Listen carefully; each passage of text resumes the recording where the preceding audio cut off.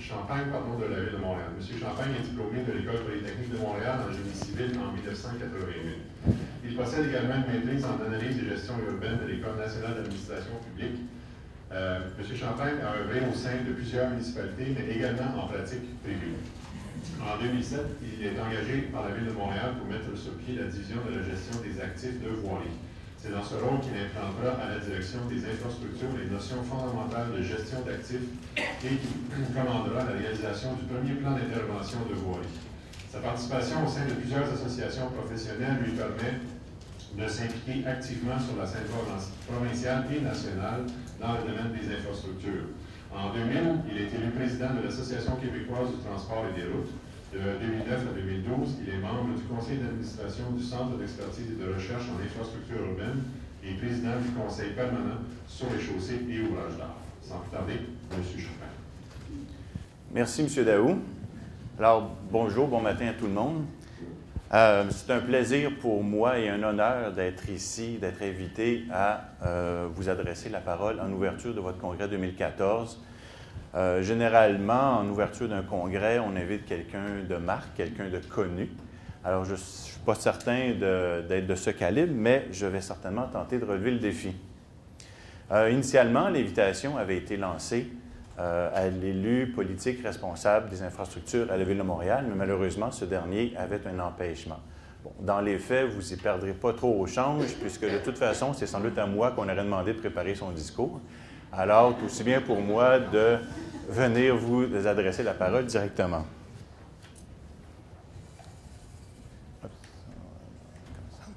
Bon. Alors, ce n'est pas un secret pour personne. Beaucoup de nos infrastructures sont dans un mauvais état. Pour les gestionnaires d'actifs comme moi, il est de notre responsabilité de sensibiliser nos élus à cette problématique afin d'obtenir les ressources nécessaires et le financement pour réhabiliter nos infrastructures à un niveau de service acceptable pour nos résidents et les usagers. Éventuellement, au cours de cette démarche, pour ne pas dire cette croisade, des opportunités se présenteront pour faire avancer notre cause. Et à ce moment, il faudra être prêt. Il faudra être prêt à dépeindre l'état de la situation actuelle. Il faudra être prêt à démontrer l'ampleur des besoins futurs, prêt à annoncer les niveaux d'investissement requis et prêt à dévoiler les priorités d'intervention. Il faudra être prêt et rapidement. Alors pourquoi?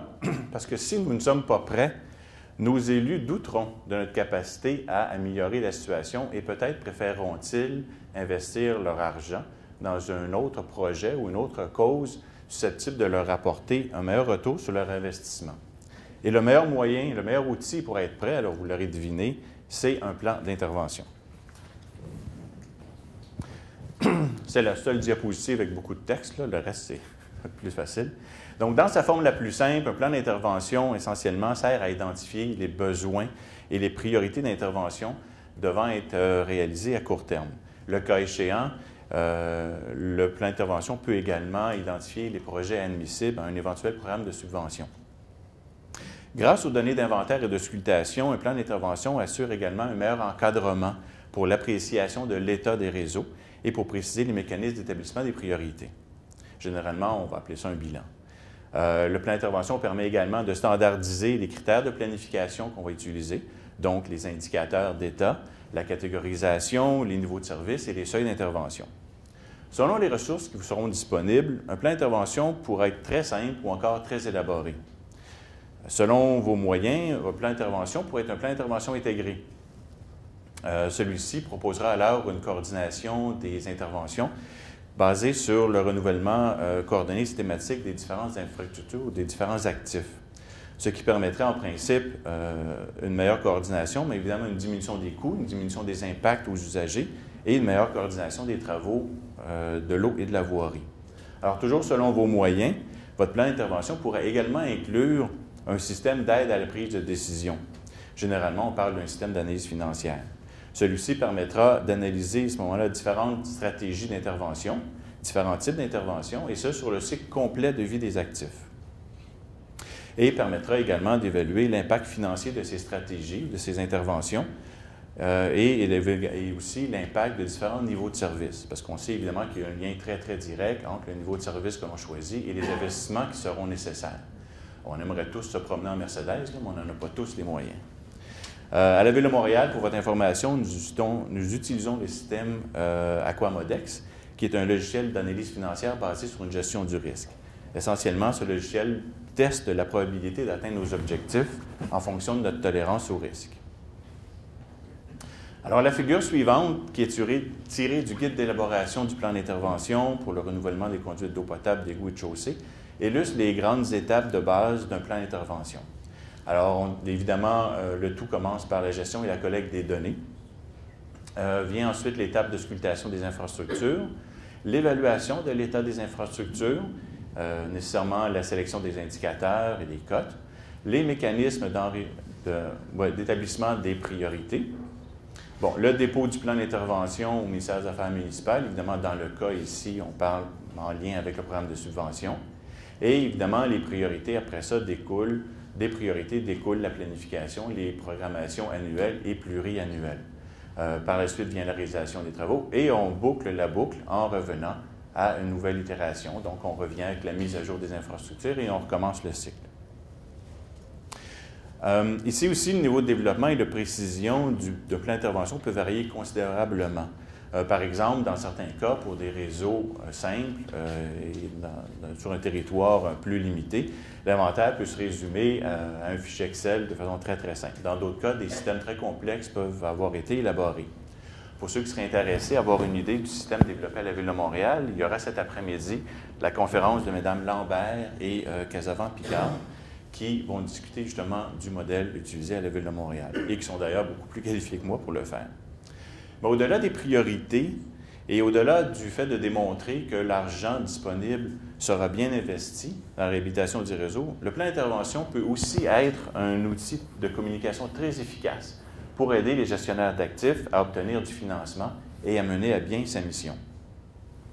Alors, si je reprends le processus du début, donc, beaucoup de nos infrastructures en mauvais état, plusieurs années de négligence ou de sous-investissement. Les sommes impliquées sont considérables parce que du fait de l'étendue des besoins et du réseau, ce qui fait que ce n'est pas nécessairement un problème qui peut se régler facilement là, sur une courte période. Et en plus, il ne faut pas se le cacher, la réfection, les projets de maintien d'actifs, ce n'est pas des projets très sexy, comme disait un ancien responsable à la Ville de Montréal. Généralement, il n'y a pas de ruban coupé, on ne gagne pas de prix, ce n'est pas très glamour, de sorte que l'intérêt dans la chose n'est pas toujours évident. Alors, le premier défi, puisque nous sommes dans les grands défis municipaux, est de faire reconnaître le besoin d'intervenir. Autrement dit, en faire une priorité pour l'administration. Dans vos démarches, dans les démarches des gestionnaires d'actifs pour faire reconnaître le besoin, vous pourrez peut-être profiter d'une opportunité pour faire avancer votre cause. Bon, évidemment, première opportunité qui peut se présenter, une loi, un règlement qui forcerait une municipalité à investir un certain montant dans sa réhabilitation ou d'atteindre un certain niveau minimal de service. Alors là, à ce moment-là, une grosse partie de l'ouvrage est fait. Ce n'est plus un choix, mais c'est une obligation. Un programme de subvention peut être également un incitatif important pour les élus à investir dans la réhabilitation des infrastructures. On peut aussi, à l'occasion, avoir un champion politique ou un champion administratif, quelqu'un qui en fait son cheval de bataille et qui veut vraiment pousser le dossier. Ça peut arriver, bon, on a vu dernièrement les élections municipales, le sujet revient fréquemment. Bon, une élection municipale, c'est des promesses électorales, là, il ne faut pas toujours nécessairement prendre ça pour du cash, mais à l'occasion, il va vraiment y avoir un champion qui va en faire son cheval de bataille. Également, les plaintes, sondages, articles ou reportages, qui généralement ne sont pas très favorables lorsqu'ils relatent un problème au niveau des infrastructures, peuvent être également un incitatif à prendre action. Et finalement, il y a les crises, les incidents ou les interruptions de service. Alors, c'est Winston Churchill, l'un des premiers, qui a fait cette déclaration, et vous m'excuserez l'anglais, à savoir « Never let a good crisis go to waste ». Okay? Donc, essentiellement, il faut profiter d'une crise pour faire avancer notre cause ou nos projets. Plus récemment, il y a Rams Emanuel, qui est l'ancien Chief of Staff de la Maison-Blanche sous Obama, qui a repris un peu cette déclaration-là en disant « Never let a serious crisis go to waste ». essentiellement, eux, dans le contexte que ça a été mentionné, bon, ils faisaient plutôt référence à l'opportunité lorsqu'une crise ou quelque chose de grave arrive pour introduire une législation, une loi spéciale, mais ça peut s'appliquer également pour faire avancer une cause. Bon, on l'a vu dernièrement, mais ça ne marche pas toujours non plus. On l'a vu dernièrement, bon, dans le cadre, bon, vous vous rappellerez malheureusement la tuerie qu'il y a eu aux États-Unis dans l'école primaire, et l'administration Obama avait un peu saisi cette opportunité-là pour essayer de faire avancer une législation en faveur du contrôle des armes à feu. Bon, malheureusement, le lobby américain pour le port des armes à feu était beaucoup plus fort et ça n'a pas avancé. Mais dans d'autres cas, une bonne crise comme ça peut faire avancer votre cause. Bon, évidemment, il ne faut pas souhaiter que la crise soit dans votre municipalité, parce que là, vous allez devoir la gérer avant d'essayer de mettre de l'énergie pour faire avancer votre dossier. Mais bon, c'est toujours une possibilité. Et dès que survient à ce moment-là une de ces opportunités-là, ou un de ces incitatifs, il faut rapidement enchaîner avec la détermination de l'état des réseaux dont on est propriétaire ou dont on est gestionnaire, avec ce qu'on appelle généralement un bilan d'état. Donc, un bon bilan d'état devrait vous permettre de répondre à cette question. Okay. Toujours concernant les actifs sous votre responsabilité. Bon, premièrement, que possède-t-on? Fait que, bon, une question relativement simple, mais pas toujours évidente, donc au niveau de l'inventaire. Quelle en est la valeur? Okay. Si on devait la reprendre, tout reconstruire aujourd'hui, ça vaudrait combien? Quel en est l'état? Que doit-on faire? Quand doit-on le faire? Combien cela coûterait-il et comment va-t-on payer les travaux? Alors, c'est cette question qui permet de brosser un portrait assez complet. On comprendra ici que nous sommes au niveau du bilan d'État et on parle d'une analyse réseau. Donc, pour les 3 ou 4 dernières questions, ça sera une approche qui sera vraiment une approche descendante, donc une approche top-down, une analyse réseau. On ne va pas nécessairement faire un bilan en regardant chaque actif. Ça, c'est plus au niveau du plan d'intervention par la suite. Donc, vous avez présenté votre bilan, vous avez profité d'une petite crise et si votre démonstration a été convaincante à vos élus, vous avez réussi à faire convaincre les décideurs qu'il faut intervenir okay, et qu'il faut en faire une priorité de l'administration. Au niveau de l'État, vous donner quelques exemples. J'ai fait un extrait ici, c'est un extrait de bilan d'État 2013 de la ville de Longueuil qui, pour la partie voirie, dépeint une image assez qui parle bien.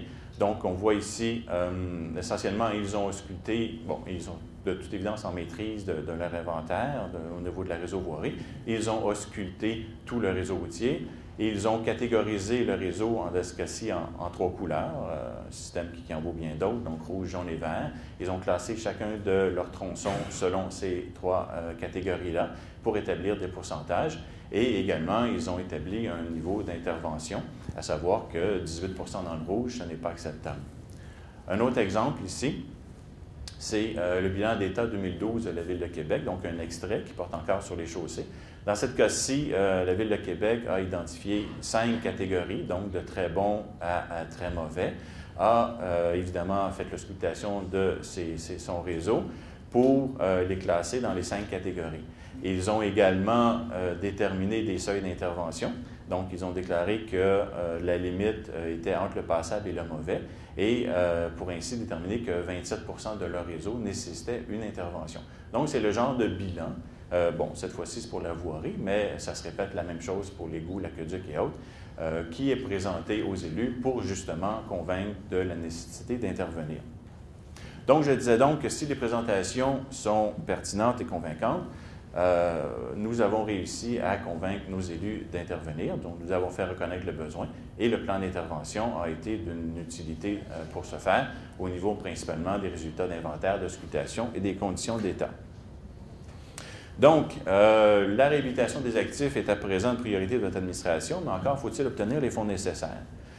Tous les programmes municipaux, évidemment, vous le savez, sont en compétition pour obtenir une partie du financement disponible, qui, à l'instar un peu de nos finances personnelles, sont généralement pas suffisants pour couvrir tous nos désirs. Donc, il faut faire des choix. Le second défi est donc d'obtenir du financement, idéalement un financement dédié, suffisant et récurrent. Et c'est là que le plan d'intervention peut vous être encore une fois utile. Peut-être serez-vous chanceux et dans le cas des actifs qui vous concernent, il y aura un programme de subvention gouvernementale. et une partie de vos besoins seront comblés. Autrement, il faudra faire une analyse de vos besoins actuels, vos besoins futurs, établir différents scénarios et évaluer les impacts pour proposer des scénarios pour vos décideurs. On voit ici, ça c'est l'exemple, c'est un extrait du plan d'intervention de la Ville de Montréal, donc le plan d'intervention 2011-2015. C'est une analyse des besoins. Le graphique ici présente les besoins de la voirie. Une analyse qui a été faite sur 200 ans. 200 ans parce que le système à Montréal, nous, on privilégie une analyse sur le cycle de vie complet des actifs et on veut s'assurer que chaque actif, le remplacement de chaque actif arrive au moins une fois dans la période d'analyse. Donc, comme un égout et une conduite d'aqueduc, à la Ville de Montréal, il y en a qui durent jusqu'à 120 ans, l'analyse a été faite sur 200 ans. Et puisque notre plan d'intervention est un plan d'intervention intégré, notre analyse est basée sur une coordination systématique de remplacement des projets entre les actifs de l'eau et la voirie. Alors, ce qu'on peut voir, ce que ce genre de graphique-là peut vous indiquer, d'une part, il vous indique les besoins actuels. Okay? Ce qu'on appelle normalement le déficit d'entretien. Le déficit d'entretien, c'est toutes les interventions qui, au moment de l'auscultation, étaient, tous les actifs, en fait, qui étaient sous le seuil, le niveau de service minimum, jugé acceptable, et qui constituent le déficit d'entretien. Dans le graphique ici, c'est la première barre à la première année. Et on voit que ça représente à peu près, bon, c'est en mètres linéaires, 360 km de rue. Donc, en 2011, c'était le déficit d'entretien au niveau de la voirie. Par la suite, le graphique, pour chaque année, illustre les besoins, donc les besoins futurs en voirie qui vont se produire. Essentiellement, ce sont des actifs qui sont en fin de vie et dans cette période-là, qui vont arriver à maturité ou à la fin de leur vie. Donc, et on voit que le graphique n'est pas linéaire, évidemment, parce que c'est une analyse qui est basée sur chaque élément du réseau, chaque actif, en fonction de ses conditions d'état, de son âge et de son vieillissement prévu. Et évidemment aussi, les variations du graphique renvoient un peu aux périodes d'urbanisation des municipalités. Donc, le réseau ne s'est pas bâti de façon linéaire et constante tout au long des années. Il y a eu des périodes plus intenses de développement, ce qui fait que le remplacement, évidemment, n'est pas linéaire dans le temps. Donc, c'est un peu l'avantage de procéder avec une analyse de ces besoins-là. Ce genre d'analyse permet après ça de présenter aux élus des données plus chiffrées et des données très importantes, évidemment, en termes d'argent, en termes de financement nécessaire. Moi, je répète souvent à mon équipe que notre responsabilité à nous, c'est de réhabiliter la chaussée. Donc, généralement, on parle en termes de besoin de kilomètres de chaussée à réhabiliter, mais évidemment, c'est toujours utile de traduire ça en argent. Donc, ça, c'est un exemple, un extrait toujours du plan d'intervention 2011-2015 à la Ville de Montréal. Donc, un résumé très, très sommaire qui indique pour les trois catégories d'actifs, donc l'eau potable, l'égout et la voirie, les besoins actuels et les besoins futurs, donc dans les 5 prochaines années. Donc, les besoins s'élèvent par le cas de l'eau potable, 240 km de conduite, 479 km d'égout et 745 km de chaussée à réhabiliter dans les 5 prochaines années. Bon, ça inclut évidemment le déficit d'entretien. Et les coûts totaux pour le faire, on parle de 2 444 millions. 2 444 millions de dollars répartis sur 5 ans. Donc, c'est des sommes considérables. On comprendra évidemment que la Ville de Montréal, le réseau routier uniquement, a 4000 km de long, ce qui est essentiellement un peu plus long que la distance entre Montréal et Calgary. Donc, forcément, c'est des sommes considérables et c'est des sommes qui souvent vont faire peur là, aux élus. Et le déficit d'entretien, uniquement calculé en 2011, était de 1 355 000 000. Donc, tout ce qui, dans le passé, aurait dû être traité et qui ne l'a pas été, représentait en 2011 1 355 millions de dollars. Également, le plan d'intervention et vos logiciels d'analyse financière pourront vous donner des outils aussi pour illustrer un peu l'impact des décisions des élus. Donc, ça, c'est un exemple de l'évolution du niveau de service pour la voirie. Dans l'axe des Grecs, c'est le niveau moyen du réseau en termes de l'IPC et l'indice de performance des chaussées. Et dans l'axe des X, ce sont les années. Alors, la ligne bleue représente les investissements qui devraient être investis dans le réseau selon notre plan d'intervention, alors que la ligne rouge indique les investissements actuels Et on voit clairement la tendance que ça descend, parce que ce n'est pas suffisant. Jusqu'à peu près en 2050, où là, ça atteint un niveau minimal de 40 Et essentiellement, si la tendance se maintient, à partir de 2050, tout le réseau de la Ville de Montréal sera en mauvais état. Donc, il y a vraiment un changement à entreprendre, et ça très rapidement. Donc, encore une fois, si votre présentation notre présentation a été convaincante, les élus, à ce moment-là, vont s'entendre pour être cohérents dans leurs décisions. Après n'avoir fait une priorité de l'administration, ils vont donc, à ce moment-là, accepter de donner un financement à la hauteur des besoins.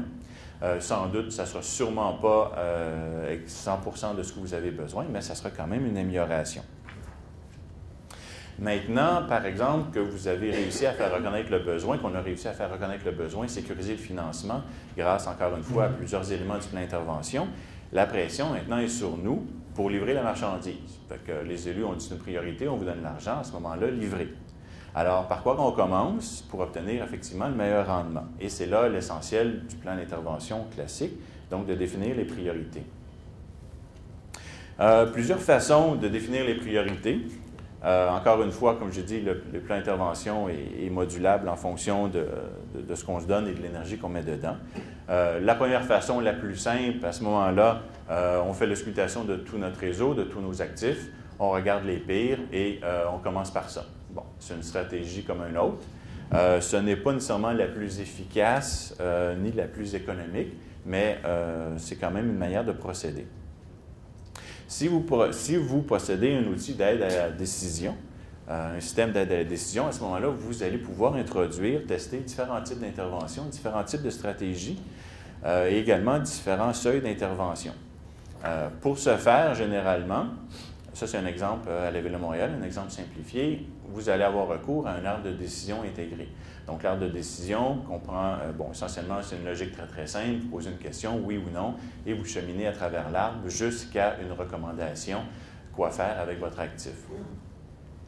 L'arbre de décision, bien que très simple en termes d'application, peut se révéler assez complexe dans la mesure où, si vous intégrez plusieurs types d'actifs, donc l'égout, l'aqueduc principal, secondaire, la voirie locale, artérielle, ce genre de choses-là, et évidemment, va être complexe en fonction aussi de l'étendue de vos réseaux. Comme je disais tantôt, à la Ville de Montréal, nous avons 4 000 km de rue, 44 000 tronçons unifiés ou à peu près. Donc, passer à travers l'arbre de décision pour chacun de ces 44 000 tronçons-là et prendre des décisions peut être très, très complexe. Donc, ça se fait grâce, effectivement, à un logiciel d'analyse financière ou un outil, un système d'aide à la décision. Peu importe à ce moment-là la stratégie que vous allez avoir retenue, les analyses que vous aurez faites, essentiellement, le résultat de cet exercice sera la compilation, soit d'une liste ou d'une carte, des besoins d'intervention. Encore une fois, un exemple du plan d'intervention de la Ville de Montréal. Donc, cette fois-ci, c'est pour la voirie. Et ça remarque, en fait, ça donne des indications de tous les tronçons prioritaires à être faits dans le cadre du plan d'intervention. Il y a plusieurs types d'interventions. Il y a des réhabilitations, il y a des reconstructions. Il y a également des interventions qui sont obligées à cause de la réfection des conduits d'égout et d'aqueduc. Et généralement, on donne également l'indice de performance, les petits chiffres entre parenthèses, l'indice de performance de chacun des tronçons. Donc, ce genre de document-là va vous sortir les priorités d'intervention qui seront appliquées à vos programmations annuelles, pluriannuelles de travaux pour vous aider à bien entreprendre votre tâche. Donc, encore une fois, à ce moment-ci, on a fait reconnaître le besoin, on a sécurisé le financement, on a déterminé les besoins et les priorités, et tout ça avec différents éléments du plan d'intervention qui nous ont bien servi. Finalement, le dernier défi est d'assurer la pérennité du programme. Bon, pourquoi assurer la pérennité du programme? Bon, dans la mesure où la démarche était bien entreprise, bon, premièrement, parce qu'après quelques années, le discours devient vieux. Okay? Après avoir passé des années à répéter « c'est un mauvais état, c'est un mauvais état », là, c'est comme « oh oui, on le sait, c'est correct ». Ensuite, il peut y avoir eu d'autres priorités entre-temps. Il y a peut-être eu d'autres crises, puis d'autres gestionnaires de programmes qui en ont profité pour essayer de tirer la couverture de leur bord. C'est également moins grave qu'avant. Vous avez passé quelques années à réhabiliter votre réseau, les conditions sont moins critiques, et à ce moment-là, ça presse un peu moins. Et finalement, c'est toujours pas plus sexy qu'avant de refaire des routes puis des conduites d'aqueduc. Donc, les élus, des fois, aiment un petit peu d'action ou un petit peu plus de glamour. Donc, comment assurer la pérennité du programme? Essentiellement par une bonne reddition de comptes. Alors, une bonne reddition de comptes va vous permettre, d'une part, va nous être très utile pour évaluer les résultats de nos stratégies, les résultats de nos interventions, va nous permettre également d'adapter nos stratégies pour être plus efficaces ou peut-être même également en tester des nouvelles. La reddition de comptes va pouvoir, vis-à-vis de vos élus et de votre population, d'attester l'amélioration de vos réseaux et de vos actifs. Et si c'est bien fait, devrait permettre à ce moment-là de maintenir l'intérêt. Et finalement, la reddition de comptes, dans le processus comme on a vu à la première figure, à ce moment-là, permet de boucler la boucle et de revenir à ce moment-là avec une mise à jour de votre réseau, de refaire l'auscultation, de refaire un cycle. Essentiellement, un plan d'intervention, 4-5 ans, c'est une bonne fréquence. Autre possibilité à ce moment-là aussi pour assurer la pérennité du réseau, c'est de trouver des alliés. Dans la mesure où votre plan d'intervention est un plan d'intervention intégré, bon, comme à la Ville de Montréal, évidemment, tout le monde le sait, on travaille beaucoup par silo, on n'a pas le choix à cause de la grandeur, donc la voirie, l'égout, l'aqueduc, le service de l'eau, ça peut être les ponts et tunnels, l'éclairage, les feux de circulation.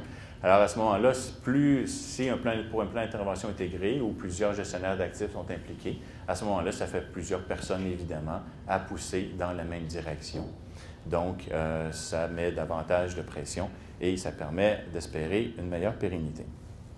Donc, essentiellement, en termes des défis, le plan d'intervention nous a permis de satisfaire, de faire reconnaître le besoin, sécuriser le financement, déterminer les besoins et priorités, d'assurer la pérennité du programme. Et tous les aspects à ce moment-là du plan d'intervention ont été utilisés au maximum, et ce qui, en tant que gestionnaire d'actifs, nous a permis en principe de remplir notre mission. Et si on a réussi à faire tout ça, à ce moment-là, on peut se féliciter et on peut se dire qu'on a fait une bonne job. Alors, c'était essentiellement la présentation. Je vous remercie beaucoup de votre attention. Si vous avez des questions.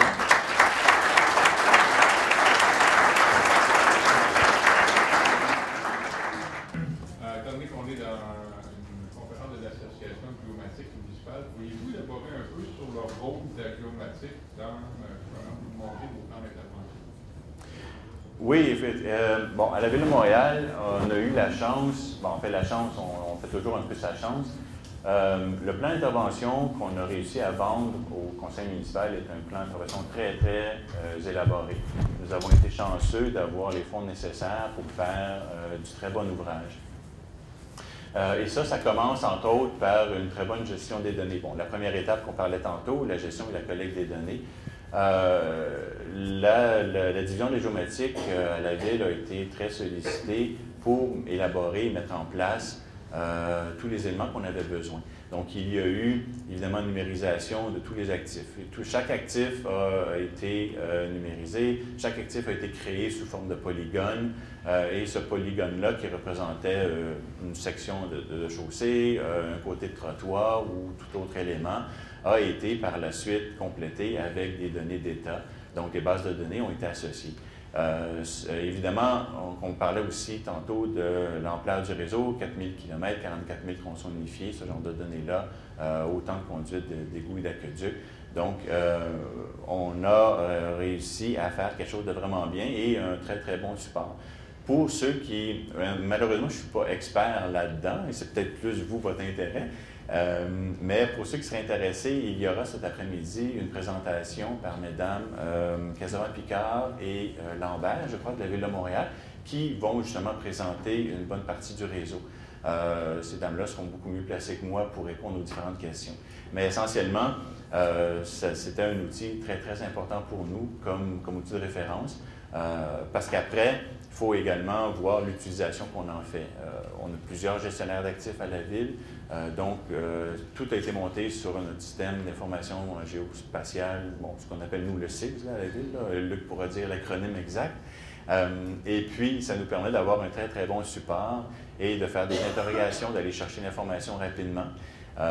Et également, c'est à la géomatique qu'incombe la responsabilité désormais de mettre à jour nos actifs et de gérer les bases de données.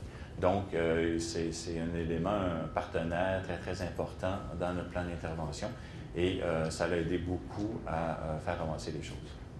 Donc, votre question était le déficit d'entretien, oui? Comment on l'a calculé? Bon, lorsqu'on a fait l'auscultation des conduites d'égout, bon, dans ce cas-ci, c'est la voirie. Je vais donner l'exemple de la voirie. De toute façon, c'est ce que je m'occupe, donc je suis plus familier.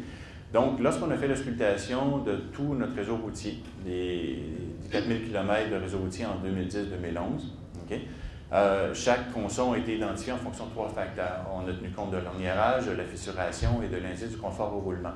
Chaque tronçon a reçu une cote, ce qu'on appelle, nous, l'indice de performance des chaussées, une cote IPC, donc qui est un indicateur unique pour quantifier et évaluer l'état de la chaussée.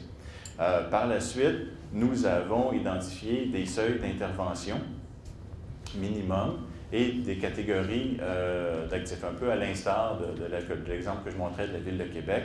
Il y a 5 catégories qui ont été identifiées, bon, très bon, bon, mauvais, très mauvais.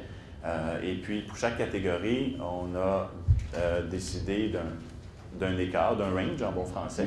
Donc, 0 à 20 pour le très mauvais, 20 à 40, ainsi de suite, jusqu'à 80 à 100 pour les bons. Donc, on a classé tous nos actifs en fonction de ces catégories-là. Et après, on a établi quels étaient nos niveaux de service minimum qu'on voulait se donner. Donc, pour les rues artérielles, il a été décidé qu'une rue artérielle ne devait pas être dans un état inférieur, il devait être soit très bon ou bon. Donc, essentiellement, une IPC supérieure à 60, alors que pour une rue locale, on acceptait que l'IPC, l'indice de performance, descende jusqu'à 40, évidemment en fonction de l'achalandage et de la fonction même de la rue. Donc, sur cette base-là, nous avons passé à travers l'auscultation de tous nos tronçons et là, nous avons identifié tous ceux qui, en fonction de leur catégorisation, soit artérielle ou locale, ne rencontraient pas ces critères minimaux-là. Et à ce moment-là, en 2011, tous les artères dont l'indice de performance était sous 60 et tous les rues locales dont l'indice de performance était inférieur à 40 ont été jugés déficitaires.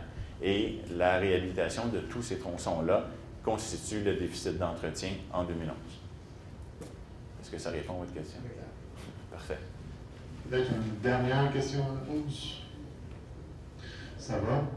Merci beaucoup, M. Champagne. Merci à vous. Juste avant de vous laisser, je vous invite à aller prendre la pause et on reprend à 10 h dans la salle A ici et à 10 h dans la salle B à côté. À tantôt, merci.